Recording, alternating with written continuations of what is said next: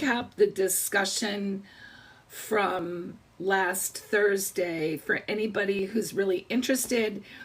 And kind of, I host a self-help book every other month. And this month, the book was The Four Agreements by Don Miguel Ruiz, it's a 30-year-old book, but it's packed with really, I want to say, critical information that if you take and understand, you are halfway down the road to really building the life that you want for yourself. Hey, Bonnie. So a big part of the discussion on Monday was just covering the first agreement, which is to be intentional with your word. And in this book, intention and word are defined a little bit differently than what we might just arbitrarily define it. So the intention is the energy with which we are sincere or act on our words. And our words aren't literally necessarily words, but they're any form of communication, a stance, a tisk, a huff, a word, a sentence, a paragraph, a text message, you name it. And to be in, it's not intentional. It is integral, I think. Let's see. I'm going to tell you exactly.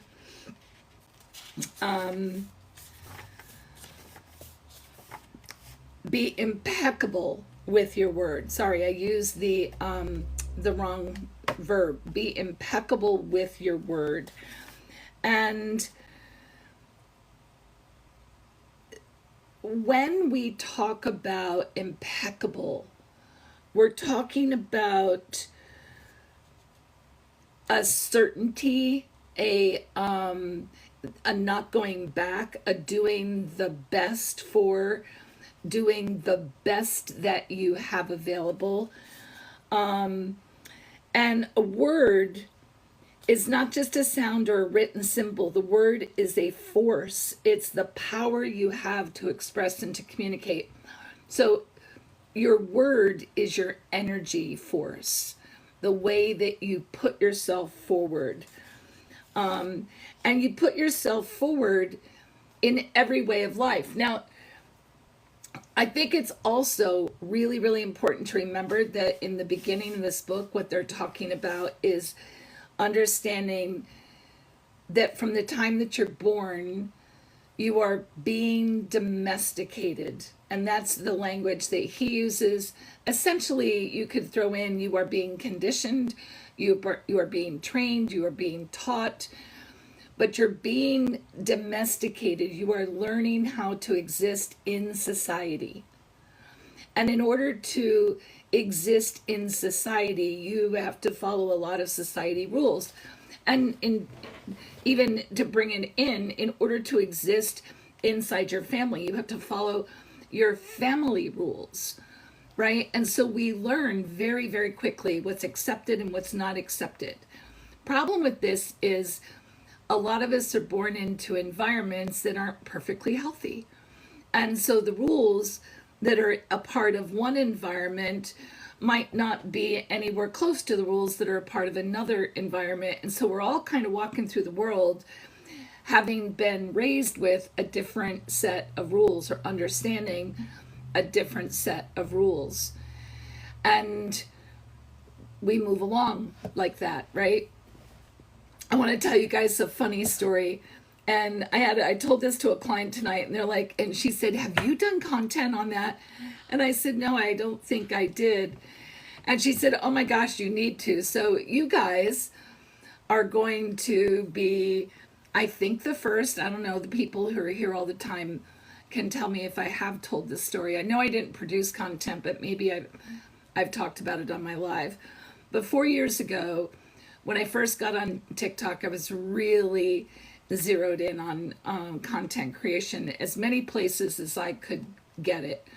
And one of the things that I saw, and I probably saw it on TikTok, was somebody referencing OnlyFans. And I'm like, oh, cool. Like a therapist on OnlyFans, I can charge for my advice or my the information. So I went to OnlyFans and I created an account and I started making outlines about what I was going to talk about. And then I told my daughters, who are grown women, and I said, hey, oh, I found this site called OnlyFans. And they're like, Mom? And I said, what? They said, do not go to OnlyFans. I'm like, why? And they're like, Mom, OnlyFans is for sex workers. And I'm like, what?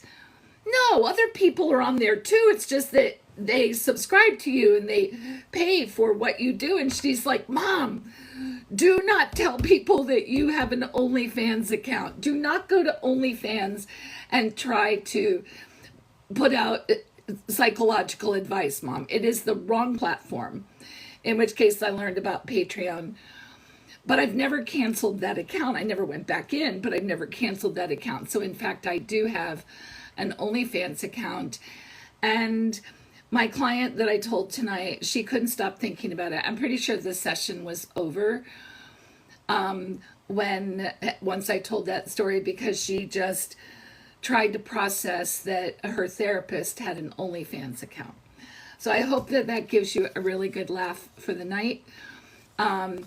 It was suggested I go over to Patreon, but at the end of the day, I don't want to keep track of how many people pay me what. So you can subscribe to my channel here. I give most of my knowledge and support out for free, the way I do with the book club.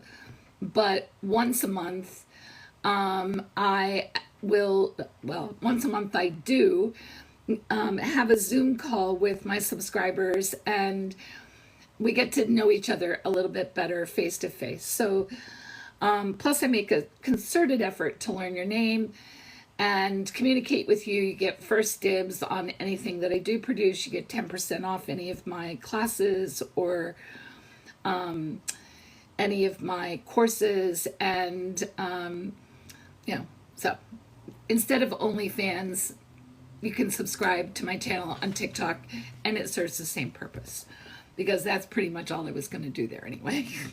You weren't getting more than that. And then my client proceeded to tell me that there was a whole industry for grandmas on OnlyFans, and I'm like, oh, that's not my thing. Yeah, that's right, Mark. We're Tilt fans, not OnlyFans. So anyway, all right. So I was talking about the things that we learn as children and where they come from, and how a huge percent, and he says 95% of the things that we learn as we're being domesticated are false. They're not true. And I would tell you that something as simple as using words like always and never are things you might have picked up, whether they're kind of habits that you picked up or it's vernacular that you picked up from your family. There's a really good chance that anything that you apply to always and never are true. It's rare that something is always true or never true. And I would say in my communication classes, or when I'm working with couples in communication, that's one of those things that is so often, so frequently addressed, because we don't use language and those words in particular correctly. But we have these habits that are so ingrained while we're being domesticated or while we're being conditioned that we don't stop to think about it. So I spent a ton of time on that, and talking about the imprint of our culture on our behavior, on our thoughts. And then the second agreement is don't take anything personally. And to be honest, I don't remember how far I talked about this. I thought I marked the page. Do you guys remember, Bonnie or Mark? Hi, Stacy. Any of you, do you remember where I left off? Did I get to the second agreement, or did I get through that?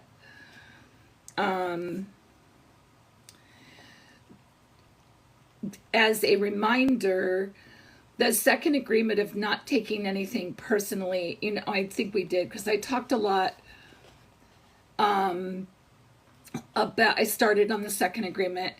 I talked a lot about the mirror principle, that all of life is really just a reflection of who we are. And it makes sense if you really sit down and think about it, right? If I'm interpreting the world through the lens of who I am, then everything I take in is a reflection of who I am. Just sit with that for a minute. If I'm interpreting all of the data that I see, hear, touch, taste, smell through the lens of who I am, then everything is a reflection of who I am. And I'm reminded that my mother used to smell manure and say, "Oh my gosh, that smells so good." And I'd be like, "What planet do you live on? That smells terrible." Right?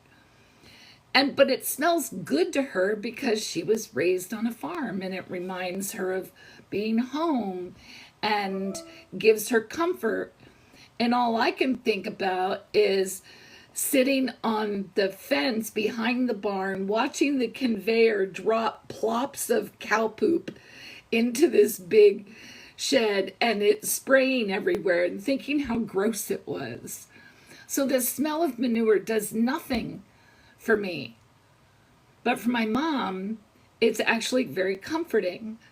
And there are thousands, if not hundreds of thousands of things like that for us individually. And it's a really good example of understanding that everything that I interpret comes in, is decoded based on me and only me.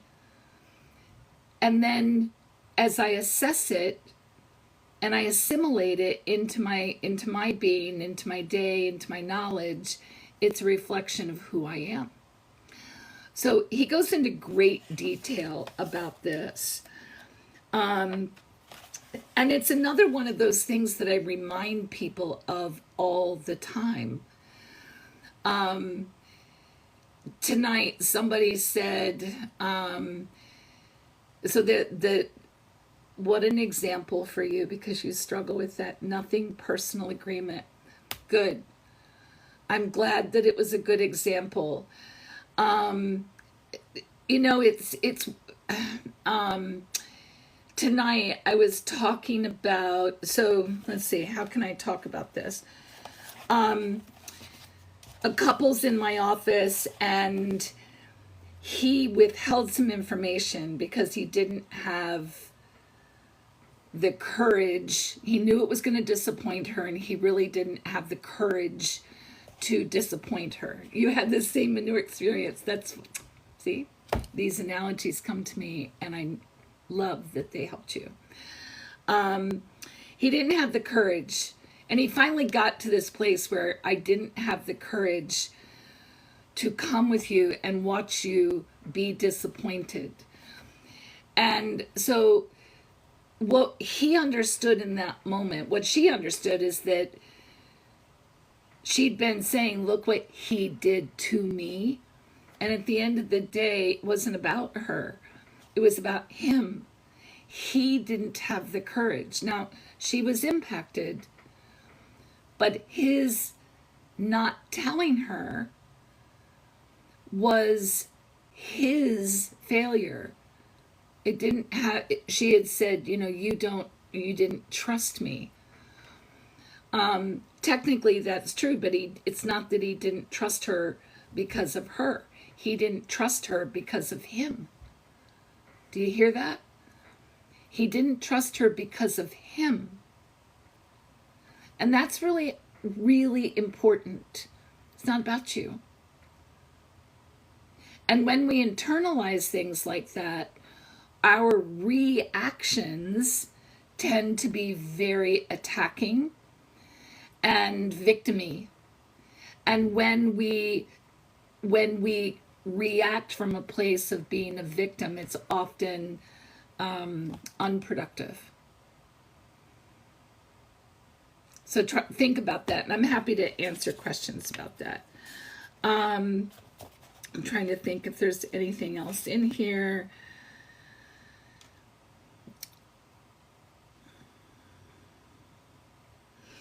You know, one of the things that I think is really important when he talks about agreements, we are constantly walking around engaged with agreements that we have assembled through time, things that we've agreed with. For example, this is a silly example, but it'll give you a good one.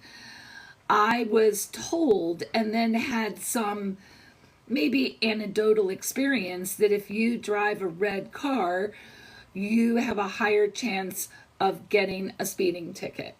Now, I do believe there's some evidence about that or some data suggesting that, but it's this belief in my mind. So I will never buy a red car. And when somebody I know and love looks at a red car, I'm like, oh, you don't want to do that. Because it's a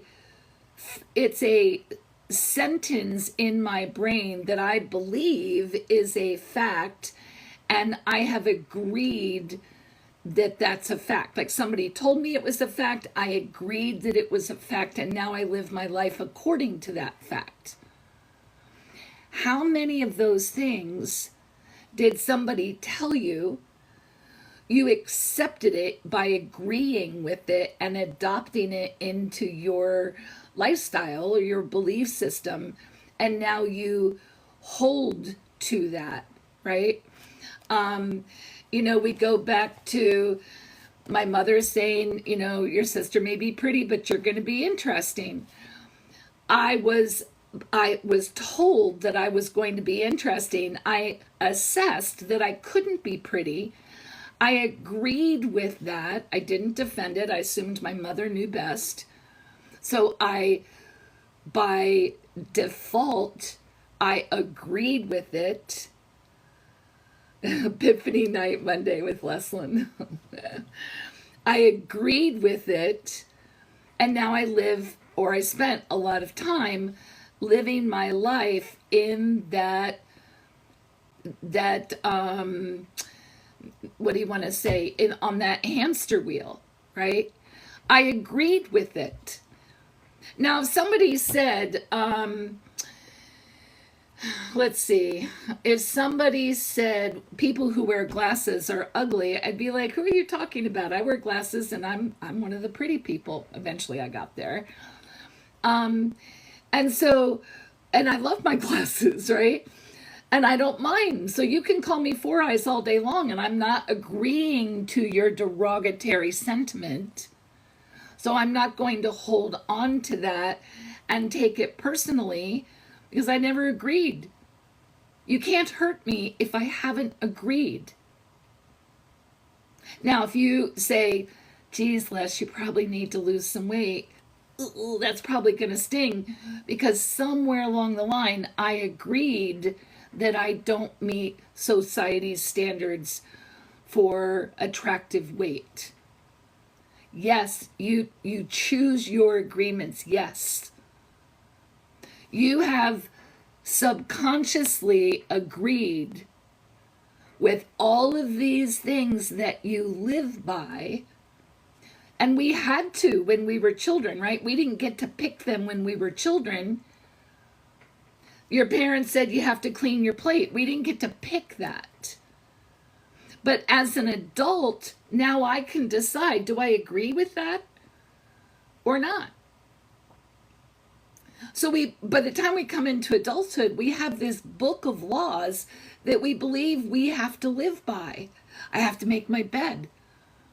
I'm not worth anything. I don't have a good enough job. I'll never be a rocket scientist. I can't sing. Whatever these things are that we were told in childhood, if we do not confront them and make a conscious agreement with them, then we've agreed by default. And when you agree with something, it becomes a part of your psyche. It sits in your system as a rule in your book of laws that you live by. And when I talk about the retreat and I talk about self-awareness, that's what this is, right? That's what this is. It's self-awareness. It is microscopically looking at, what do I believe? Do I want to continue believing this? What agreement did I make? And do I want to continue that agreement? Right? In another session today, this woman said, well, I can't argue with my mother. And I'm like, why not? You're a 40-year-old woman. Why can't you argue with her? She goes, because that's disrespectful. I said, it was disrespectful when you were 12. Maybe when you were 17. But you are a 40-year-old adult woman with your own children. And if your mother says they need to do this and you disagree, because we were talking about punishing them. And I said, if you disagree with that, you don't have to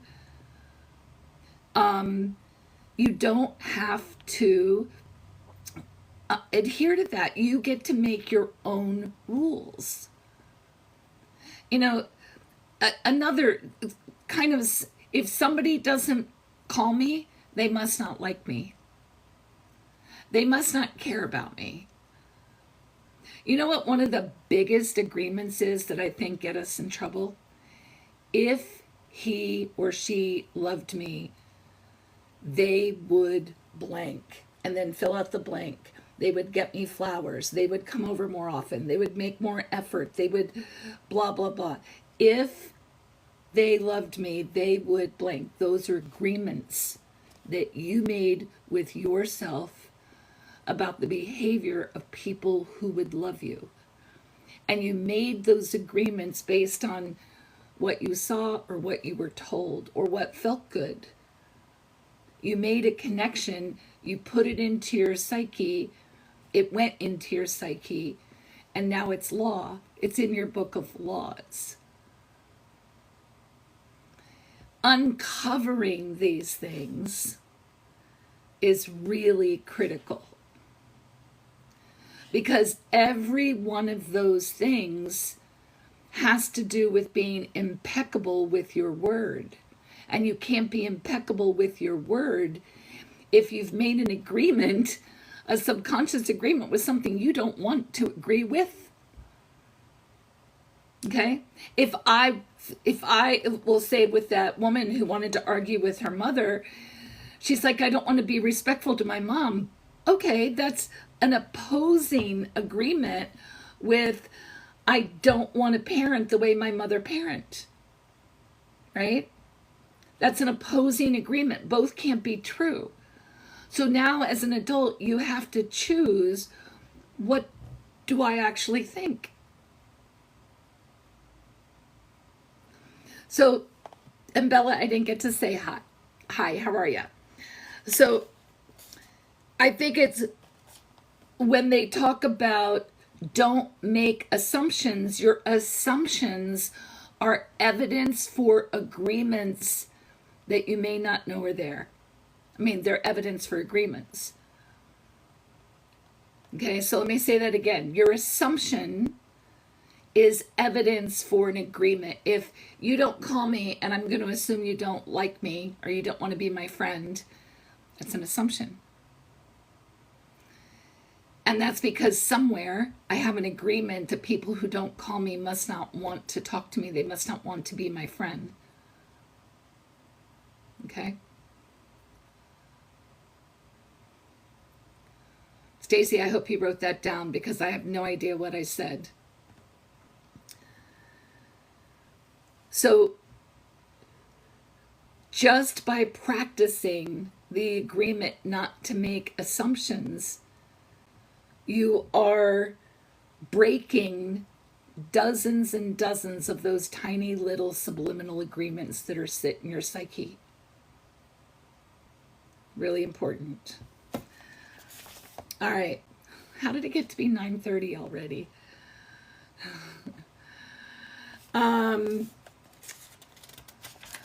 Okay, Stacy, can you give me the essence of it, and I'll try to recreate it. But you know how I am with that stuff; it never happens.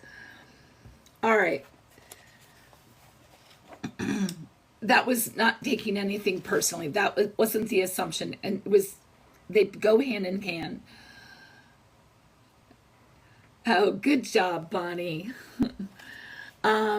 The second agreement is don't take anything personally. The third agreement is not to make assumptions. And I think that they really go hand in hand, particularly as it speaks to, I think this is where I left off. The story we tell ourselves, right?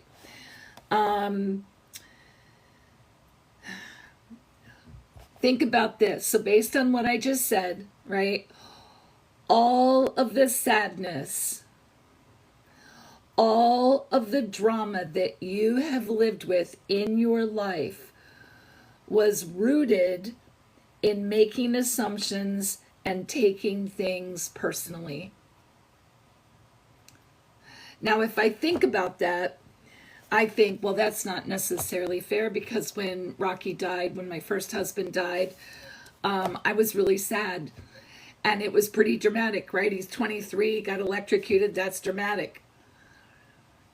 But it was sad. And I didn't make any.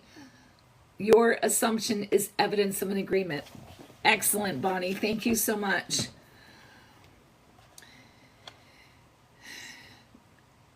What we're talking about is the victimized sadness, right? Not the loss of a loved one, not the end of something. There's a natural amount of grief that comes with that. But the sadness and the drama that has you feeling like a victim is rooted in making assumptions and taking things personally. Even when people do crazy crap. And I'll give you a great example. My sister, right? I absolutely made an assumption that my sister would not betray me. And when she did, it hurt like hell. But it only hurt because I had an assumption. Right? If I had expected hurt, or if I had not built the assumption, and even the assumption that she wouldn't betray me is an assumption. So I think it's really important to sit back and think, okay, this is what the Buddhists mean when they talk about detachment. You make assumptions all the time with almost everything. Okay, well then now you have something to practice, Mark. Right? This is what the Buddhists call detachment. Detachment from an expectation. Now, hey, Stace Case, it's a little unrealistic because you are human.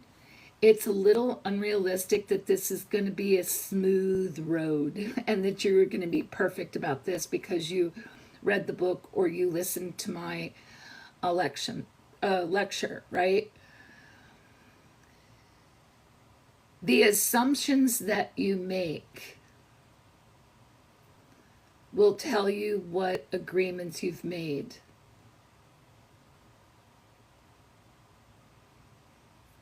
So think about that. And when I'm good about saying, you know, her betrayal had nothing to do with me, I intellectually know that to be true.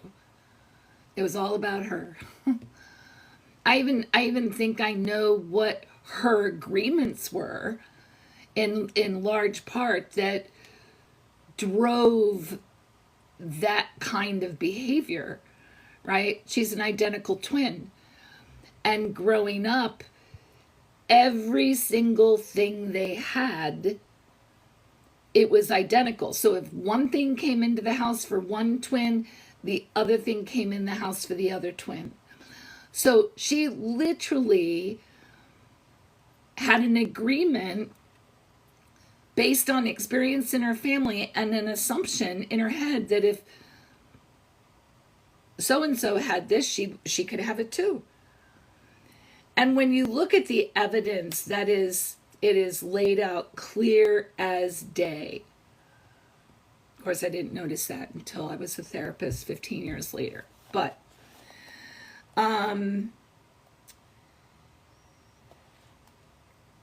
is always important to understand what is the story I'm telling myself. And I know I've talked about this before. Brene Brown talks about it all the time. But it's important to understand that the story you're telling yourself comes from all of those agreements that you made. Your perception of the world is based on the agreements that you made. So how do assumptions and expectations differentiate? They coincide. Yeah, I think when we have these assumptions, they create expectations. So for example, I would say assumptions are very much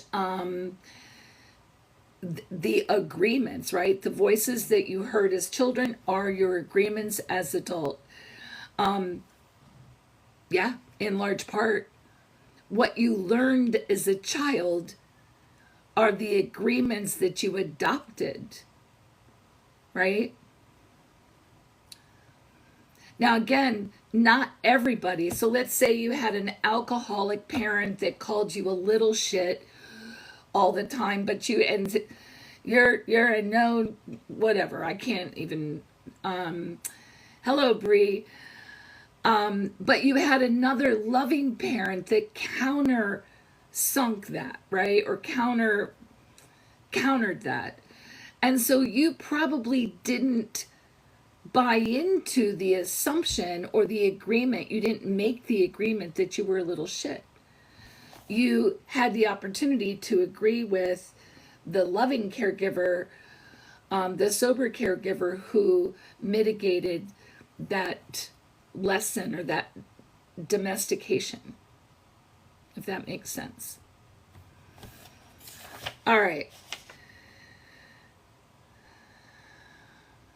Then he goes on to talk about making assumptions in relationships is really where we get into trouble. Remember earlier when I said that one of the biggest assumptions we make is if he loved me, he would, or if she loved me, she would blank.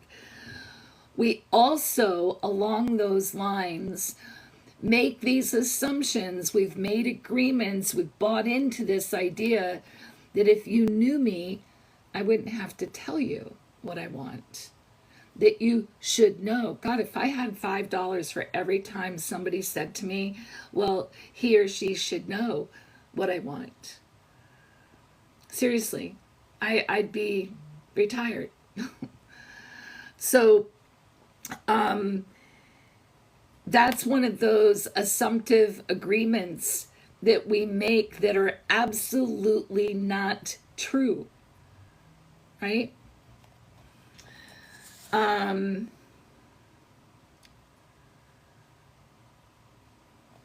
Okay. One of the reasons, and I thought this was fascinating. Hey, Leah. Hey, Leah. I can't say that. Never mind. I can say this. I was talking to somebody else named Leah today, but they were Leah, and you're Leah, and I know that. And I thought about that actually today when I had that whole conversation in my head, just so you know. Anyway, he talks about one of the reasons that we make assumptions is because our nature is needing to know. So we organically tend to fill in the blanks.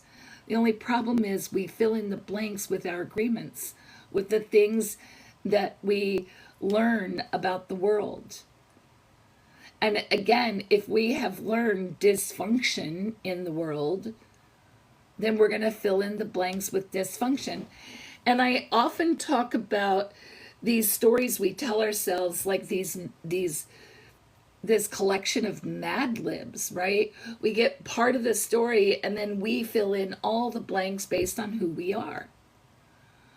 And if you need more clarity on this, go to Netflix and watch Brene Brown's Call to Courage, because she does an outstanding job of talking about how we fill in all these blanks and we tell ourselves these stories.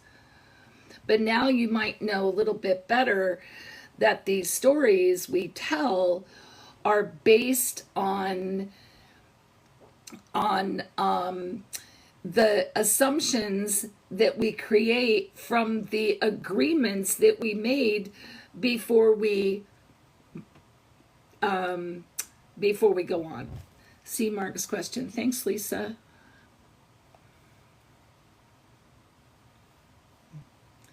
Are assumptions just predictions about stuff?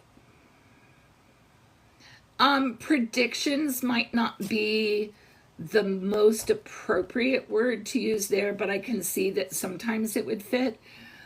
They are a fill in the blank, right? Yes, they are stories that it's the Mad Lib that you create with partial information. All right, when you haven't gotten curious and you've failed to ask questions, you've only gotten pieces of a story. And so the assumptions then are the Mad Lib. That's the Mad Lib, the story you've told yourself about the thing that you filled in the blanks with, if that makes sense. What's also interesting is we've all agreed that it may not be safe to ask questions. And there are some people who did not learn that, and there are other people who no, I think I thought you did fine with that, Stace. Anyway, there are other people. Not everyone who is homeless is an addict, of course. Did I miss something else? They are stories. Yeah, so an assumption is everyone who is homeless is an addict, but that's just an assumption, right? Based on something out there. And we fill that in. I remember my mom, she's not living anymore, but I tell these stories, and some of you, I don't know what your assumption about her is, but you might be right. We were driving down the road one day, and there was this mansion that was relatively new at the time. It was in the 90s, and it was on this huge piece of property with a gorgeous fence and electronic gate. And we're driving by, and she goes, "Oh, those people have drug money." And I'm like, "What?" She goes, "The only people who can afford that kind of a house must be drug dealers." And I just stopped and thought, how did you go? How did you get there? What kind of an assumption is that, right? But that's such another great example of how her point of view had nothing to do with what those people actually did for a living, or who they were, or where their money came from. That statement was 100% a reflection of my mother and the agreements that she had in her life.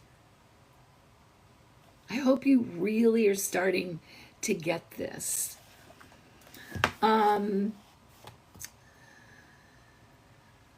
we make the assumption,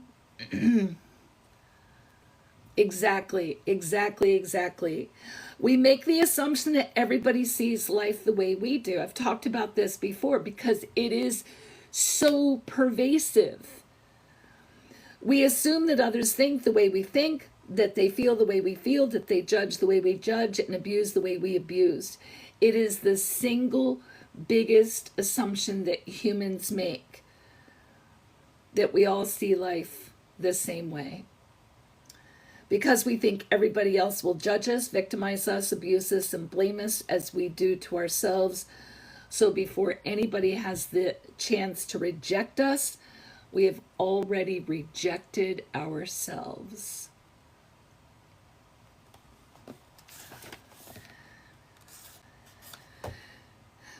And then he goes on to say on page 70, real love is accepting other people the way they are without trying to change them.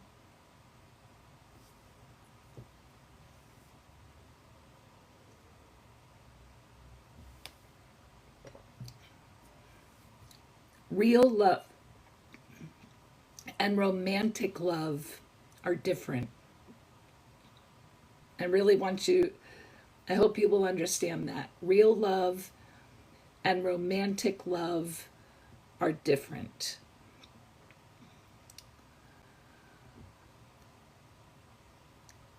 I can love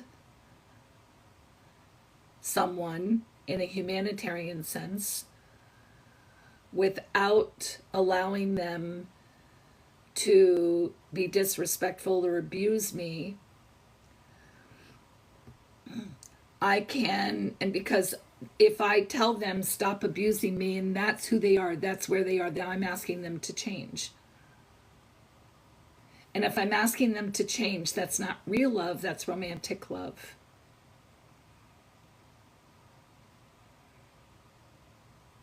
Just hear that for a minute. It's not real love. I've talked about this before. Sharon Salzberg, her book entitled Real Love is probably the best book I've read to date about that topic. I think she does a fantastic job of really helping you understand what real love is and how it's different than the kind of love we feel for people when that we have a hard time accepting behaviors from. Yes, exactly. Pure love has no attachments. I mean, I don't know how old you guys are, but I'm old enough that I have memories of the hippie days. Not that I was a hippie, I'm not that old, but there was this, I think it came from Jonathan Livingston Seagull, and it was, if you love something, set them free, set it free. If it comes back,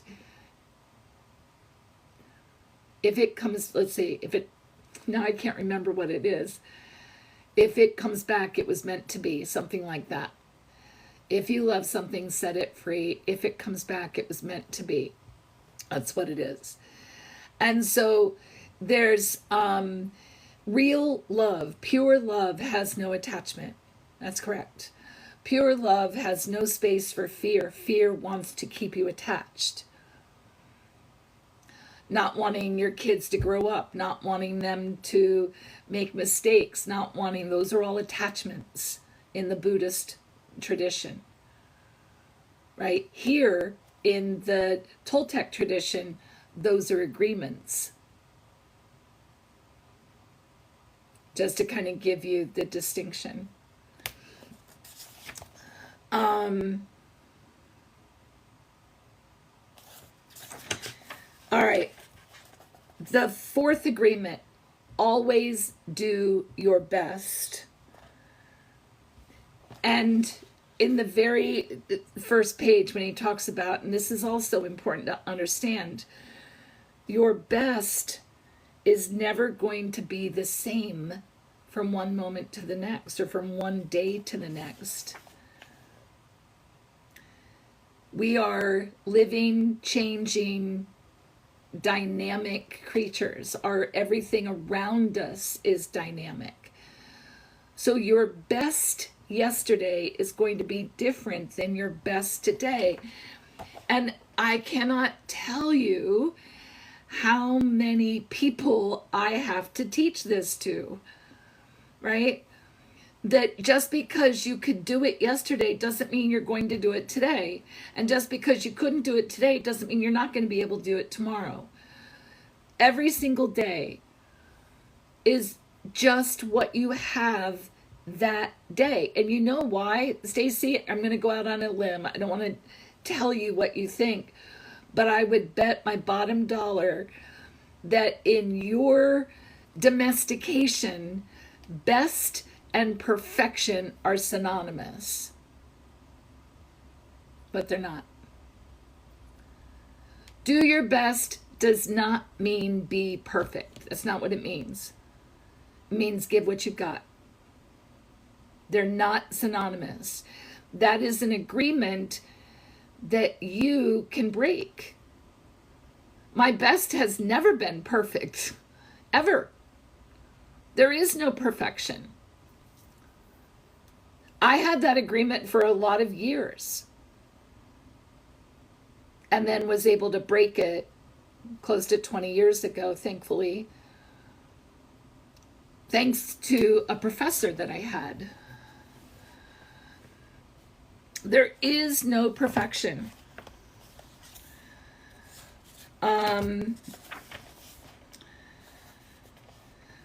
When you're doing your best, you're going to live your life intensely.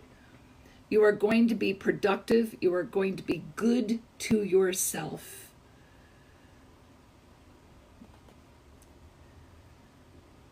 And what's interesting is when you stop trying to achieve perfection and you simply accept that you've done your best, because, and I say this all the time, nobody that I'm aware of wakes up and says, I think I'm just going to do it half-assed today. I'm just going to live my life half-assed today. I'm going to really F up. I'm going to make as many mistakes as I can today. Nobody does that. And so if you can make an agreement that your best is what you have accessible in that moment, and just give that, that's good enough. And when you accept that and detach from the perfection, all of a sudden, so many of the things that were painful cease to exist. And it's going to work in your favor.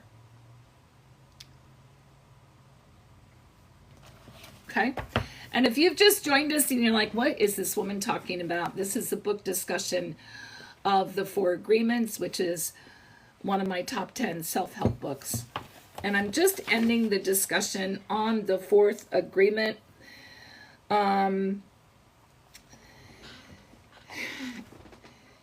When you can tell yourself every day, I did my best. I gave it my best. And you accept that your best is never 100% of something. All of a sudden, you start seeing yourself in a different light. Doing your best is never going to feel like work, because you're going to always be giving just the right amount of energy to something. You're acknowledging where you are and what you have to give. There's an acceptance of yourself when you start accepting to do your best.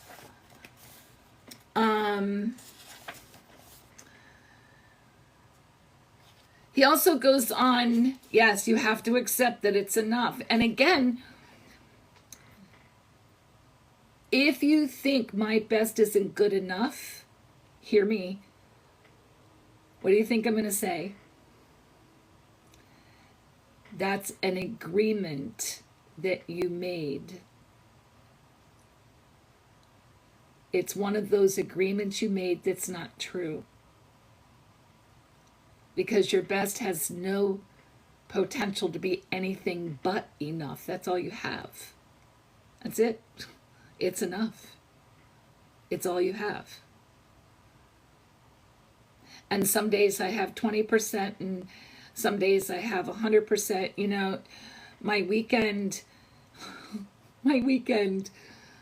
was literally a stream of energy output. And it's fine because I love all of the people that I gave to. And at 9 o'clock last night, actually at like 8 o'clock, I sat here with my stepdaughter and Harlan's granddaughter, and I said, I am really sorry, but I have to stop listening. I have to stop participating in an exchange. I have nothing left in me.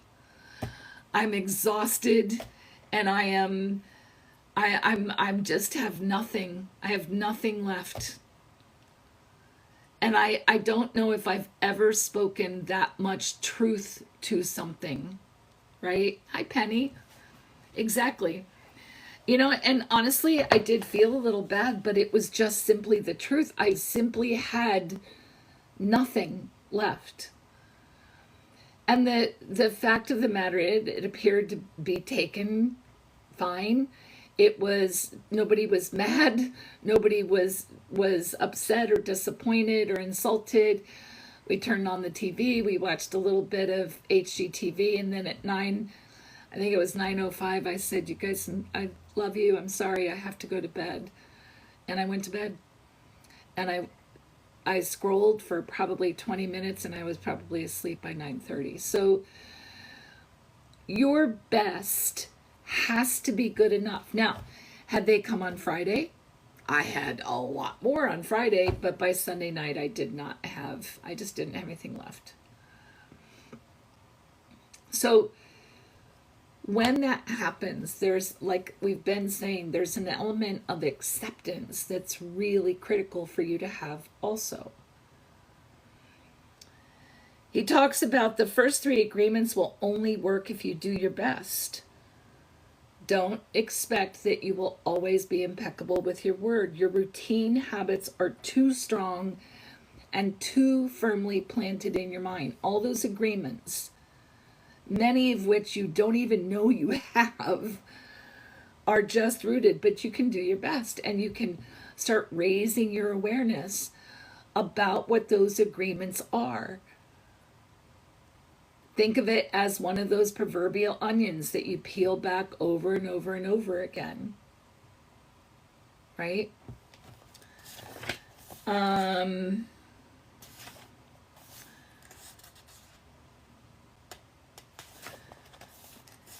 I think he talks about breaking old agreements, but I do have something highlighted.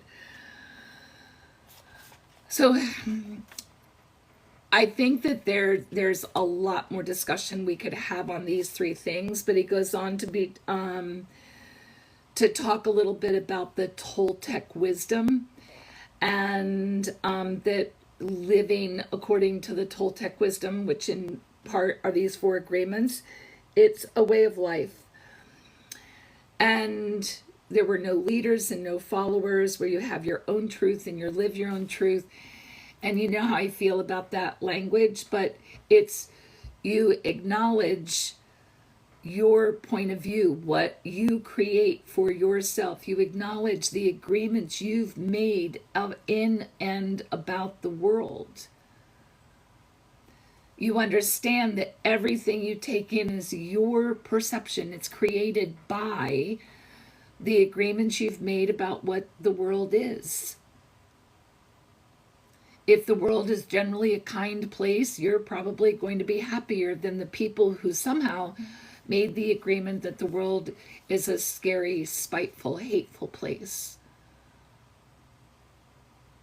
And I would challenge you to check as many of those agreements as you possibly can.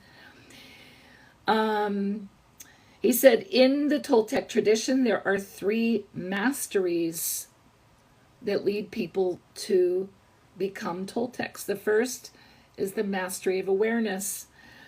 This is to be aware of who we really are with all of the possibilities. I think that's powerful. Who you really are with all of the possibilities. And the possibilities, don't forget, are I can be the person that masters my reactions. I can be the person who learns detachment. I can be the person who says no. I can be the person who establishes boundaries. Yada, yada, yada. The second is the mastery of transformation.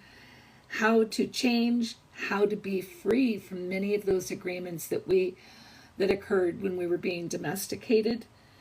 And then the third is the mastery of intent. And he goes on to talk about the mastery of intent is the mastery of love. And when I read this, I was really pulled into the memory of how many times do I talk about why I think we exist. Why do we exist? What is our life about? And I think it's just that, right? It's the mastery of intent or the mastery of love. It's on page 100, Lisa. And you can't have a mastery of love without the mastery of awareness and without the mastery of transformation. And so life after life after life, you continue to work on the mastery of awareness, the mastery of domestication. And I absolutely believe that the ultimate goal is the mastery of love. I didn't really bring this up very much, but he talks about fear is a parasite. And how these parasites prevent us from achieving these masteries. And then he said the food for the parasite is the negative emotions that come from fear. That's the food.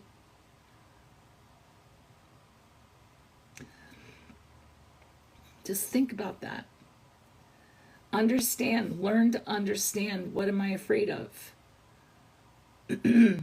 How do I react when I have this fear? What assumption have I made? What agreement exists in me that's rooted in this fear, or that this fear is rooted in?